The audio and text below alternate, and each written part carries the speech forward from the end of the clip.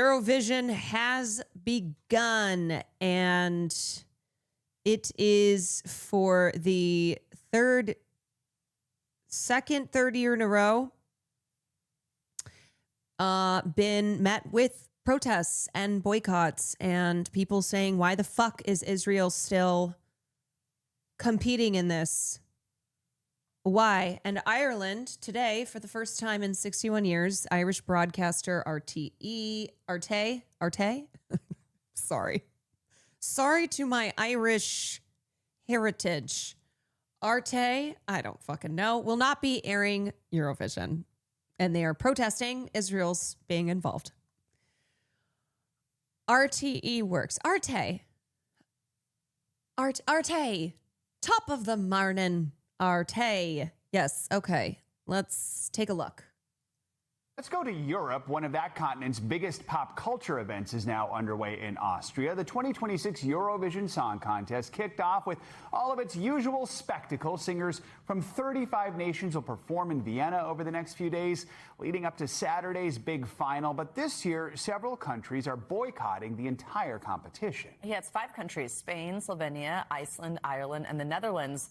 And they've pulled out of the contest over Israel's continued participation, driving the number of participants to its lowest level since 2003. For more, let's bring in NBC News international correspondent Claudia Lavanca. Oh, yeah, I saw this clip. Poland's Eurovision entrant Alicia Semplinska walks out mid-interview after being asked whether she had a message for Israeli fans. Like, what a fucking annoying question. Natalia. Yeah, as she should. Just walk away. Fans in Israel. Natalia. Like, what a stupid fucking question. She is representing Poland and being asked if she has a message for her fans in Israel. Because you know that they were trying to trap her into the answer here. And the fact that she just walked away is the best thing she could have done. James, thank you for the 44 months. Claudio, good morning. I was actually in goes, Europe last year when this happened. It's a spectacle. Everyone stops and goes to the bars and watches everything. This is actually the third contest since October 7th, 2023, which launched the Israel-Hamas war. So help us understand what these countries are protesting this year. Hey, Joe Savannah. Yeah, that's right. There has been same thing that was being protested last year. Israel's involvement, because Israel is a genocidal, apartheid freak and should not be participating in anything. They should not exist. growing calls for Israel to be boycotted and suspended or even kicked out of the Eurovision Song Contest since the start of the war in Gaza. And this year, as Savannah mentioned, as many as 5 countries have pulled out. They have now boycotted Eurovision altogether. Also, as it has happened for the last 3 years in the host city, this year is Vienna in Austria, there are planned pro-Palestinian demonstrations throughout Israel is not at war with Hamas. They are not at war with Hamas. of the week until Saturday. That's when the final will take place there. But despite all that, the competition is ongoing. There are still 35 countries competing, including I wonder what Israel, it could be. which took part of the semi-final last night. Just take a look at that clip.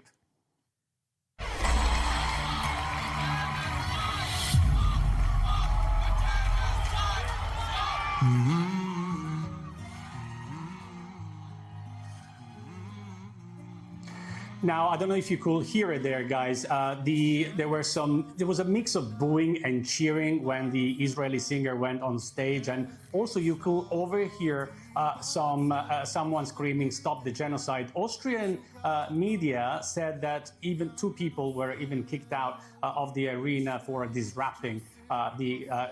You know, it's amazing how finally we're getting investigatory pieces out of the New York Times. It's just 3 years too late. You know, the piece that was published about Israel's systematic rape of Palestinians, which was an opinion piece. It was not one that it was not one that was in like on front page as a bombshell New York Times investigative piece, like screams without words. But now they have this piece, how Israel turned Eurovision stage into a soft power tool. Yeah, you mean what people have been saying for years? Israel's efforts to influence Eurovision's vote were broader and started years earlier than previously known. Yeah. It's always delayed in story or buried info with Sobney language. It's just like I can't even give the New York Times credit because of how complicit they have been in manufacturing consent for genocide. The performance by the Israeli singer. And yet, at the end of the night, last night, Israel was among 10 countries that, thanks to the vote from home, from people voting from home, all from all over the world, made it to the final on Saturday, guys. Claudia, how is Israel responding? Well, Israel, there was this Probably like threatening to bomb Eurovision. growing calls, especially this year, for Israel to be boycotted. There was a letter also by 1,000 musicians saying that they never retracted or apologized for Israel that is word. essentially allowing the country to normalize its occupation of Gaza and the annexation of the West Bank. Also, Amnesty International criticized it. But then in the end, Israel was allowed to continue. And just in December, the president of Israel, Isaac Herzog, posted on X a message saying that Israel deserves to be represented on every stage around the world. You don't. Claudio, you mentioned the voting, and there was an issue with Israel last year that actually caused Eurovision to change the way it runs the voting process for the winner. Tell us what happened. Yeah, that's right. That's another controversy surrounding Israel's participation in Europe. Russia deserves to be banned, but not us. Not us, because we did nothing wrong, because we are the small bean here. We are defending ourselves. Song contest last year, what happened was that despite all the calls for Israel to be banned, the pro-Palestinian demonstrations and so forth, well, Israel arrived second in the final, just close to winning, actually, the competition, thanks, and received the biggest popular vote. Now, how could that happen? Many have asked. Well, it turned out, and at least according to an investigation that just came out from the New York Times, that the Israeli government put hundreds of thousands of dollars into a marketing campaign inviting people to vote 20 times. Like, it's amazing how toxic Israel is because of how unbelievably evil the state's actions are. That this has led to the biggest crisis. Eurovision has been around for 70 years.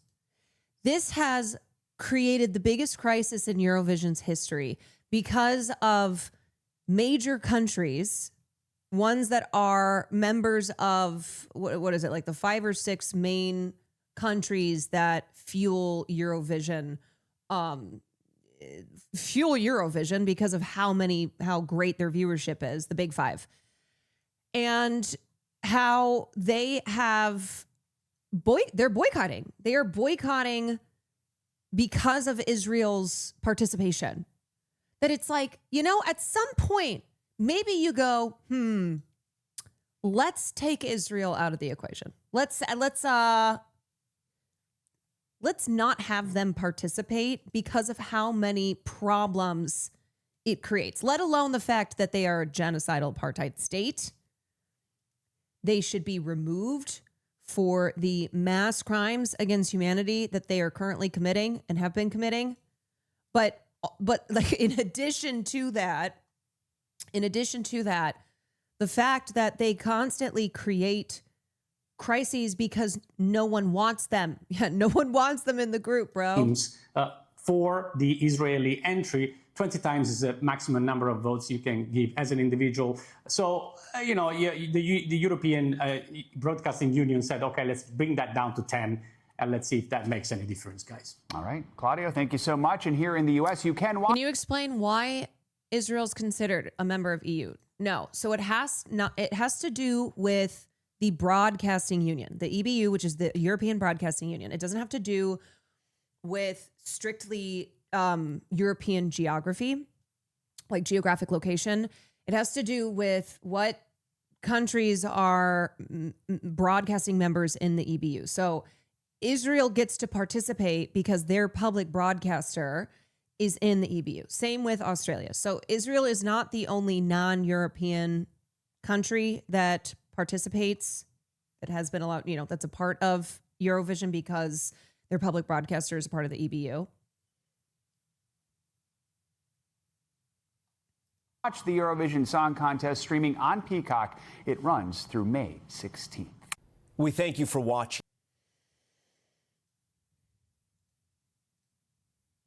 Eurovision Lelek, Croatia's representative, have made a statement directed towards comments by Kwan, which is Israel's broadcaster. We are disturbed by the comments made by the Israeli broadcaster Kwan, in which our culture and the sacrifices made by oppressed Catholic women were mocked.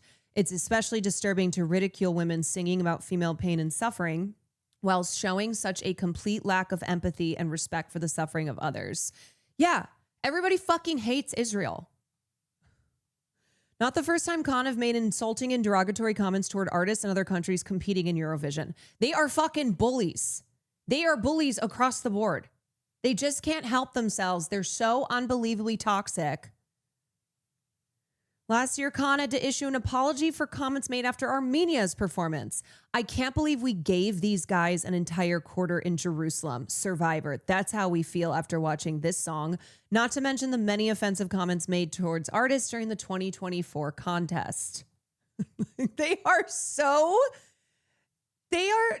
constantly finding ways to be deservedly hated outside of committing the crime of all crimes, genocide. Like, it really is. It's so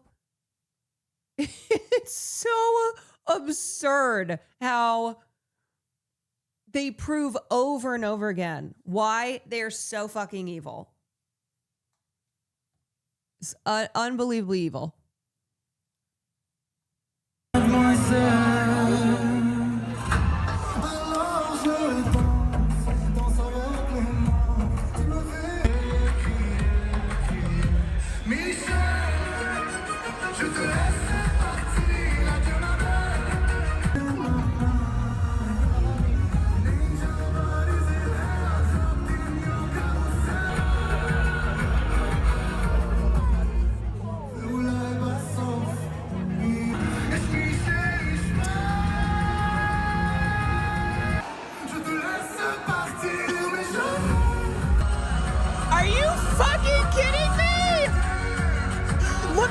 Face. Look at this redheaded woman's face. She's like, are you fucking kidding me?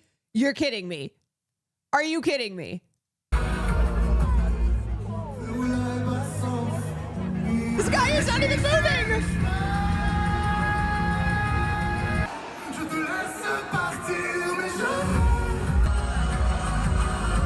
Look at her. Look at her.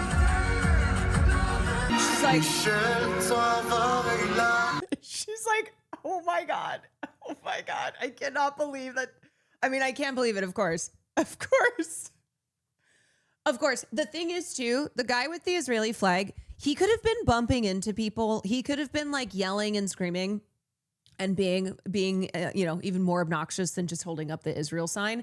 And they still wouldn't have done anything about him. They still would have removed the one guy standing there, not moving, holding up the Palestinian flag.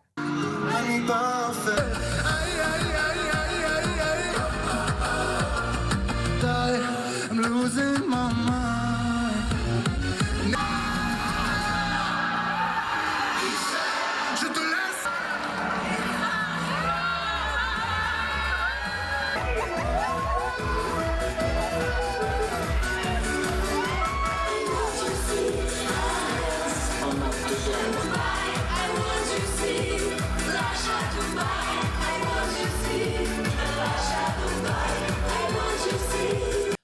I think it's pretty clear, but if you don't understand, Eurovision is like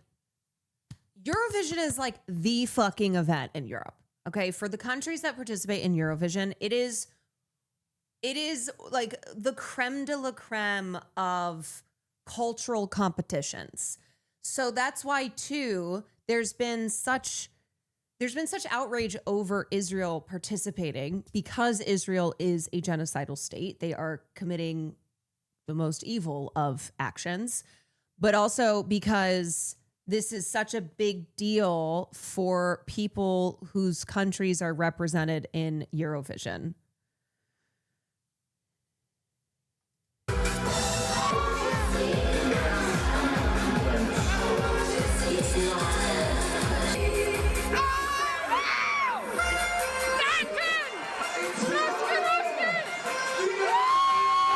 No, it's not. Yes, it is. Yes, it is. It is massively popular. In countries that are represented, it's like a national event.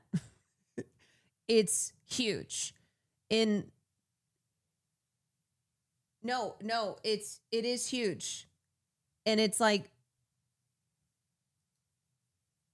I think in the United States, because we don't participate in this, we, don't view it as a huge cultural event, but for a lot of people from these countries, it is.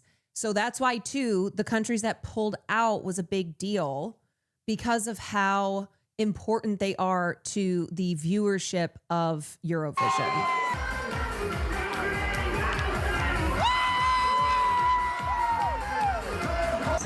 Ich weiß nicht, für mich das ist nur über Spaß.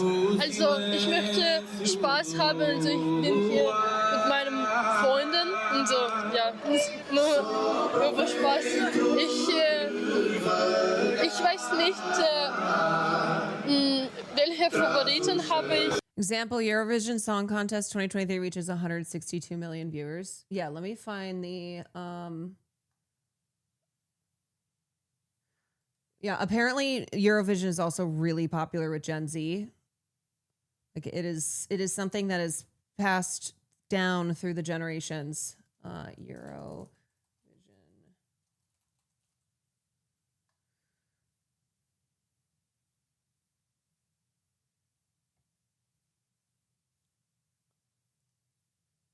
Okay, so last year had 166 million viewers. Jetzt. Oh, Peacefire now. Thank you so much for the raid. Thank you. Hope you had a great stream. Welcome in, everybody. Cater Tot, thank you for the 18 months. Seattle Green, thank you for the 9 months. We are talking about Eurovision that has just kicked off, and of course there are protests, as there were protests last year. There were protests leading up to Eurovision.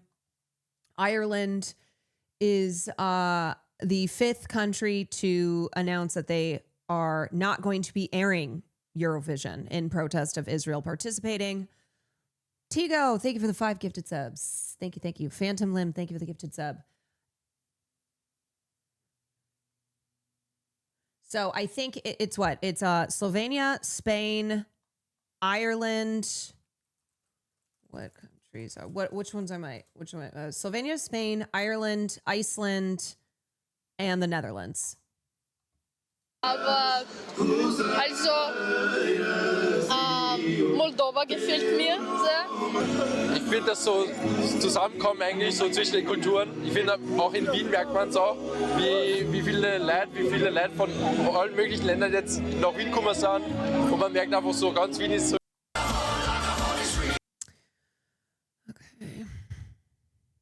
Well, the world's biggest song contest kicks off today in Vienna. There's a reason why Israel uses Eurovision to art watch their genocidal state. It's massive. Yes, and because Eurovision is especially massive in Europe, even though, as we established, there are non-European countries that participate because it doesn't have to do with geographic location, strictly has to do with who belongs to the EBU. But it is a way to have cultural soft power. It is a way to try and keep normalizing their actions, especially to the West. And that's why they continue to participate in these massive cultural events, and why they do things like try and finagle the votes and cheat and bully their way into winning. But this year's edition of Eurovision is more tense than usual. Yeah, Israeli broadcaster is given a warning, a formal warning over call for viewers to vote 10 times.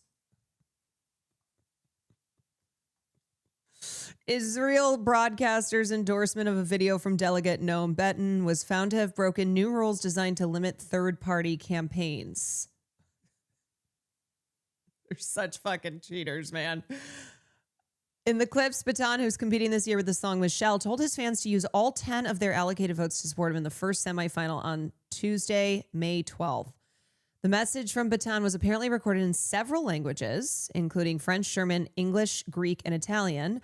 Khan's endorsement of the videos, Kwan is Israel's public broadcaster, was found to have breached new rules designed to limit third-party campaigns.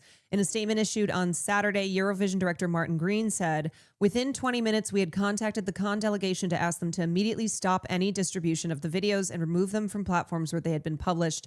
They immediately acted to do this."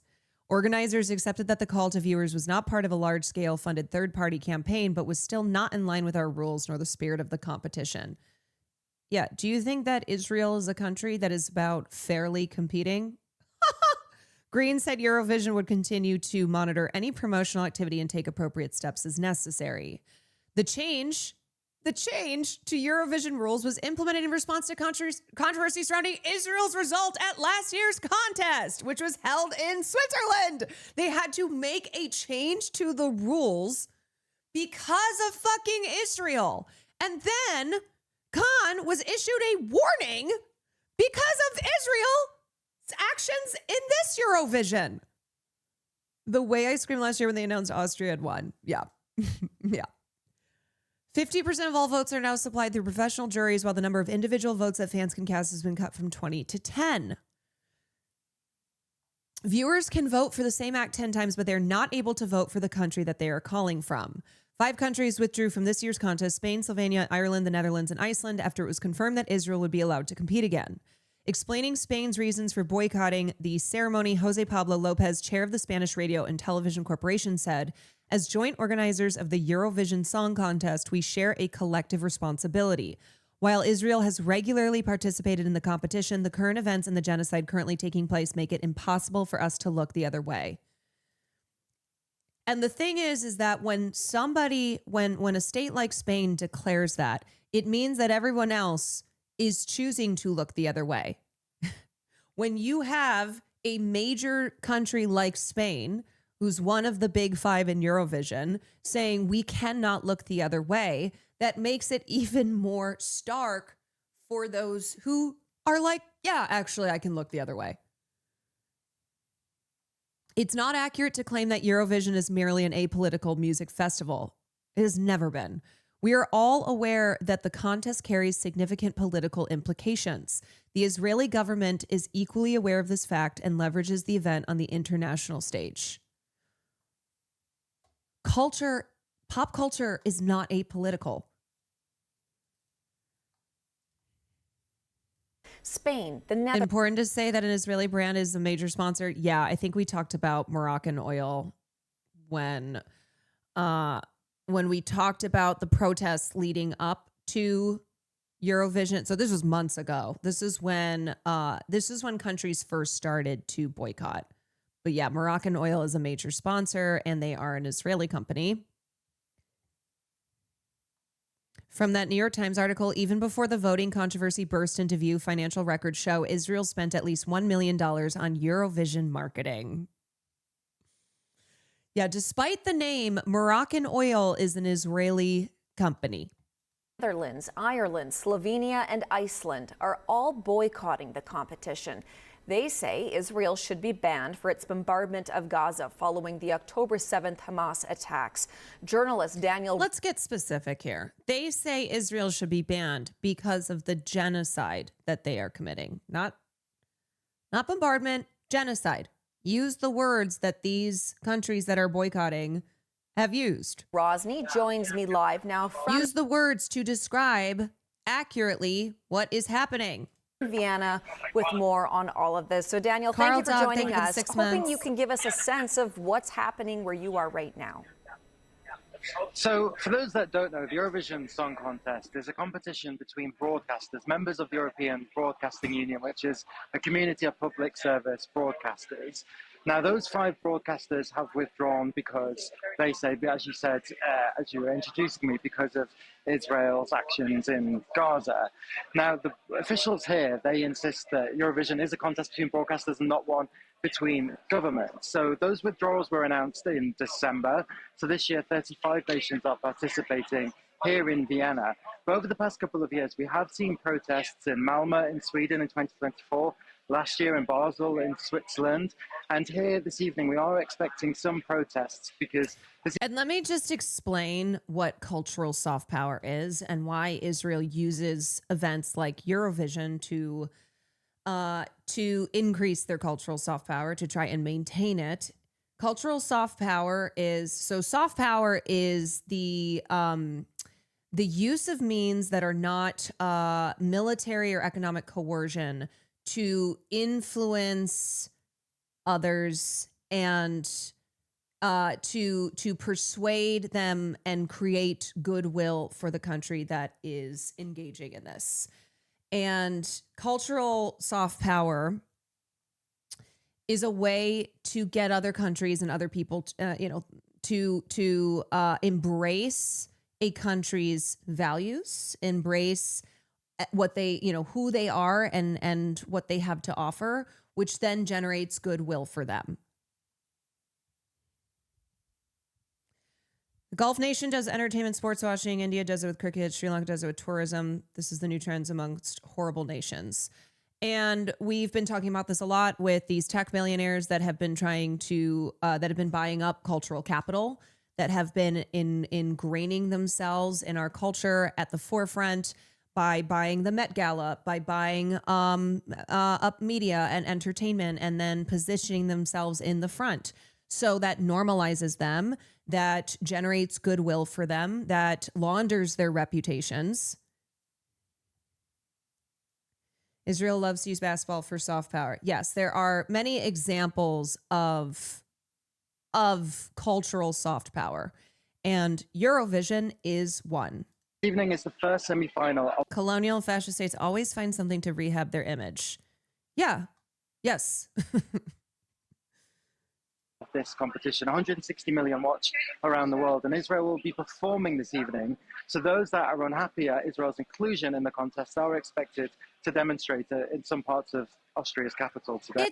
We're just like everybody else. We love music. We love art. Look at our amazing culture. It's like everything you have is stolen. Everything you stand for is stolen. Stolen lives, stolen lands, stolen culture, stolen everything. You steal. And Daniel, who is performing tonight? Take us through some of that.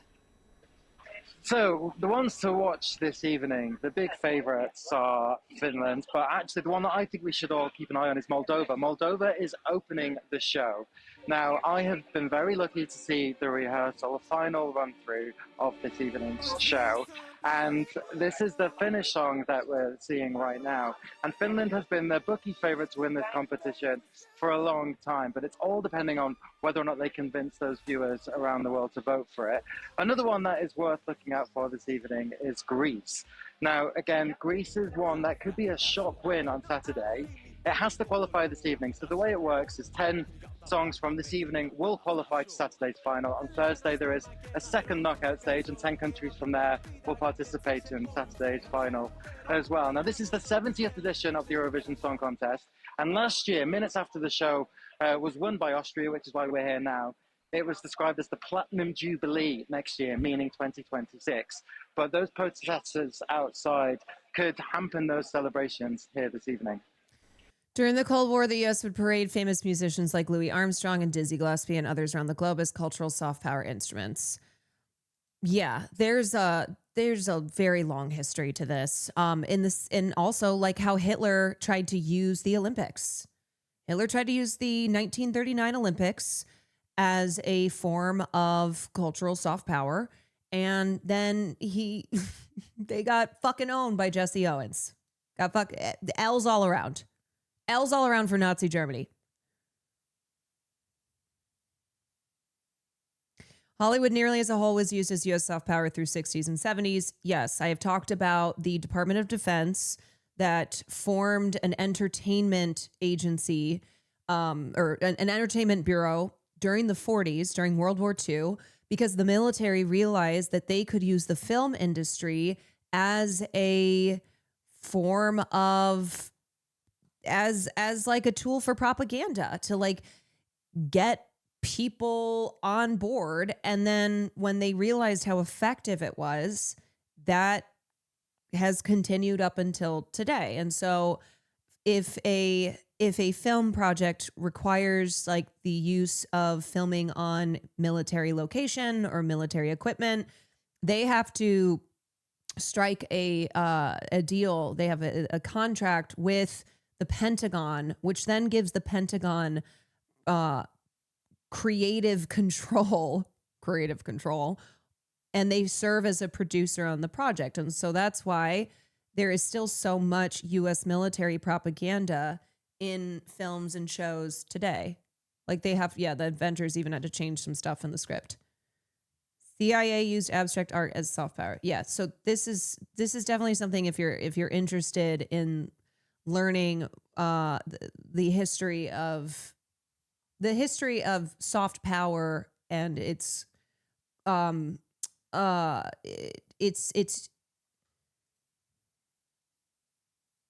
the way that governments have used major cultural events and cultural figures to increase their soft power. There's a lot of examples. They literally had military recruits set up in movie theater lobbies when Top Gun was running. Mm-hmm. Okay, Daniel, thank you so much for taking us through all of that. We do appreciate it. Journalist Daniel Brosny for us in Vienna. Well, for a closer look at the controversy and the boycotts of this year's competition, we've reached Dean Vuletic. He's also in Vienna. He's a historian of contemporary Europe and also the author of Post-War Europe and the Eurovision Song Contest. So, Dean, welcome to the show. Thank you so much for making some time for us. Thank you for having me, Hillary. So we just had Daniel set some of this controversy up for us there. It is not the first time that this Eurovision contest has seen controversy or has even seen boycotts. How does this compare? Well, there have been boycotts in Eurovision since 1969 when the Austrian national broadcaster boycotted Eurovision when it was staged in Spain under Franco's dictatorship. Now, this boycott is unique. The current boycott is unique in the history of Eurovision because it is the largest boycott ever. 5 national broadcasters are boycotting. And like you say, so 5 national broadcasters there. What sort of impact does that end up? This is the first time in 61 years that Ireland's broadcaster is not going to be airing Eurovision. Having on this event. Well, we're likely to see a fall in the viewership of Eurovision, I would say somewhere in between 5 to 10 million. I don't think we'll see much of an impact on the actual contest itself in Vienna. Tickets have sold out. There are lots of visitors already. The fans are still very keen on attending the contest. So we have to wait and see until after the contest what the impact on the visitor number is, on the viewership number is, what the exact numbers are. But for now, the most likely impact is a reduction in the actual viewing numbers. It might be helpful here, Dean, just for a Canadian audience. Certainly the popularity of Eurovision is growing, but not as popular as it is in Europe and elsewhere around the world. What is it about this contest that is such a big deal for millions of people around the world? Well, first of all, it's a long tradition that's been going on for 70 editions now, 71 years, because one of the editions was cancelled in 2020 because of the COVID-19 pandemic. So it has been uniting Europeans for a very long time now. It has been one of the most popular television shows on the continent and certainly one of its biggest cultural events. It's also... Sorry. Where's Chatter telling me that actually this is not a big event? Trying to tell me that Eurovision is actually not really anything of importance. been a showcase of cultural diversity because countries compete against each other in Eurovision. They use Eurovision. Like, please understand that is a reason why Israel is continuing to participate in Eurovision, because of how massive it is. Because, okay, I see some of y'all are trying to walk it back, and this is not the same thing as golf for Americans. Israel sees the value in participating in Eurovision and also potentially winning Eurovision. They are doing everything they can to try and win back support on the global stage because they are so globally reviled. Now, not enough governments are doing anything about Israel, but people around the world who have shifted and turned against Israel because they are fucking insanely evil. So that's why they keep trying to do stuff like an this. Opportunity to share something about their national cultures with such a huge audience. And in the end, the voting makes it very exciting. This is Europe's largest election. And actually, since 2023, when people all around it also reinforces the idea that they can do whatever the fuck they want, including genocide, and won't be punished for it. That it's like, yeah, we can do genocide and also win Eurovision. What, like it's hard? The world have been allowed to vote in Eurovision. It's become Jason, the world's thank you for the 8 largest months. election.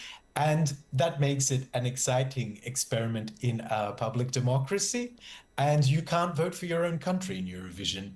That's the time when we all become European because more people voted in American Idol at its peak than US elections. Yes, Eurovision is more popular than American Idol.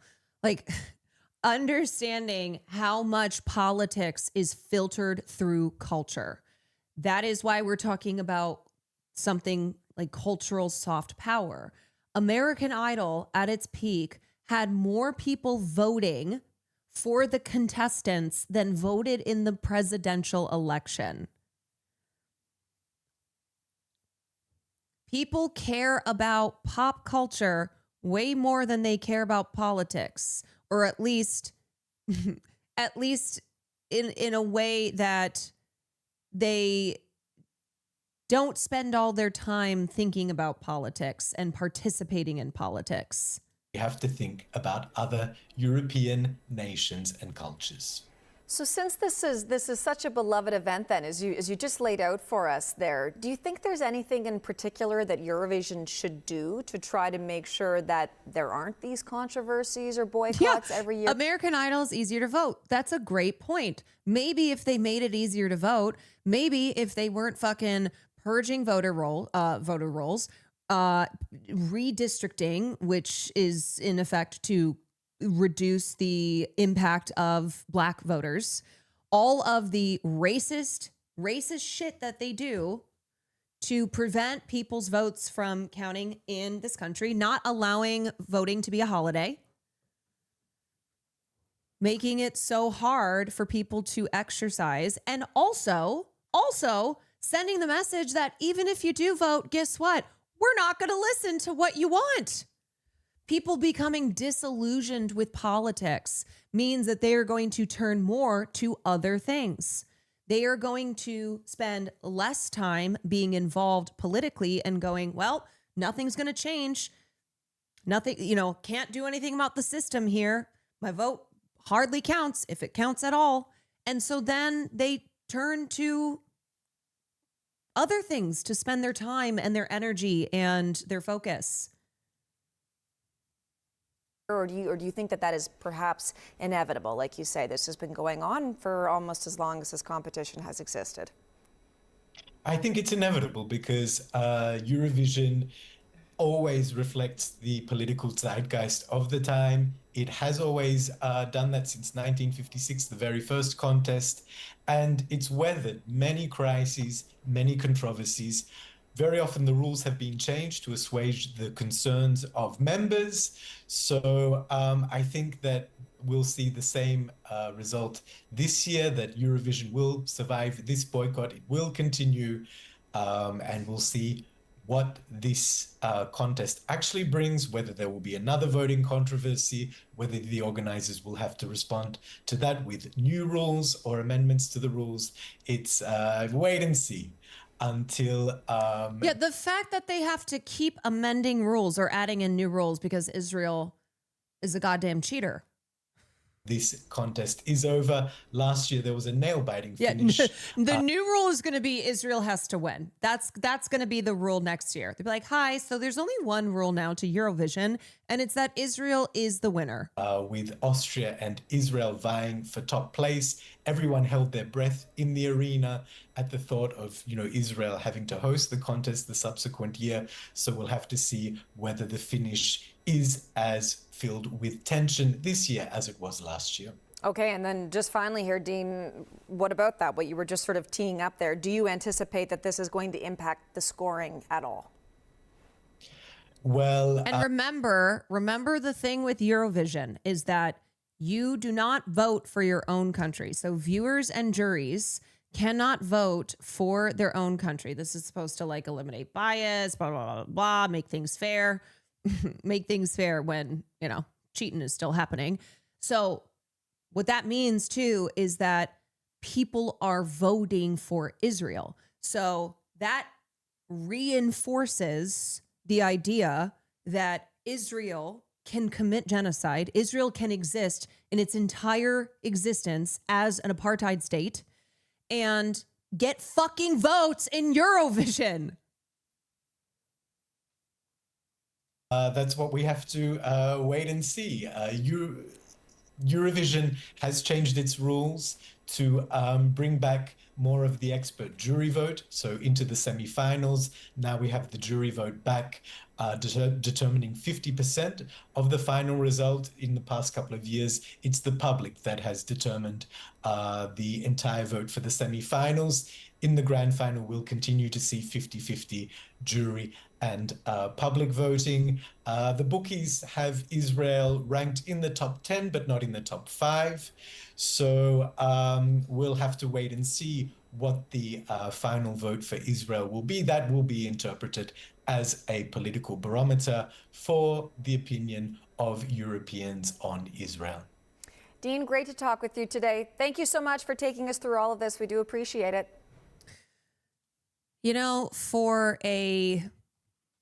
For a cultural event that insists on being apolitical, do they not see that just by having Israel, you make your event political? And not just because of the political statement that allowing Israel to participate sends, and then also not allowing Russia to, that's political, but because of now how Israel takes up so much of the airtime here because of boycotts, because of what Israel's been doing.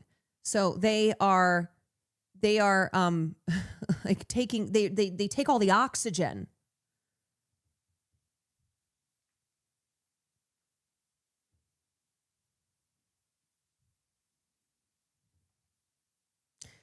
Azerbaijan is also known for trying to rig Eurovision, though there's more semi-final jury, which is why it got removed for the same reasons.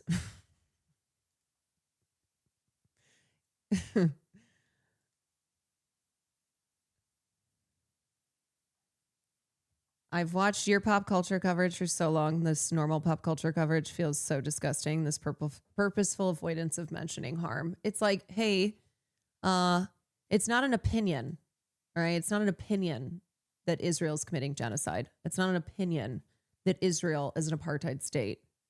This is not something that you should be excluding from coverage. Hey. Brussels holding oh yes, I saw this as well. Brussels hosted an alternative Eurovision concert, United for Palestine, No Stage for Genocide, featuring Palestinian songwriter Bashar Murad to protest against Israel's participation in the song contest.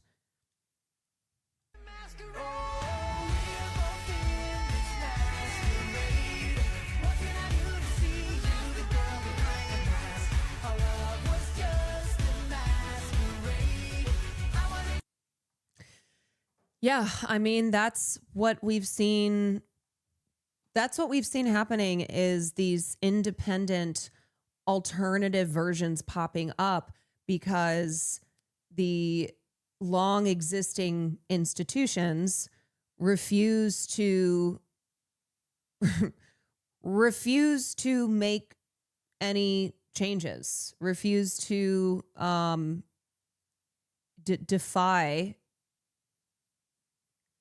defy power because they are completely ingrained in the system of power.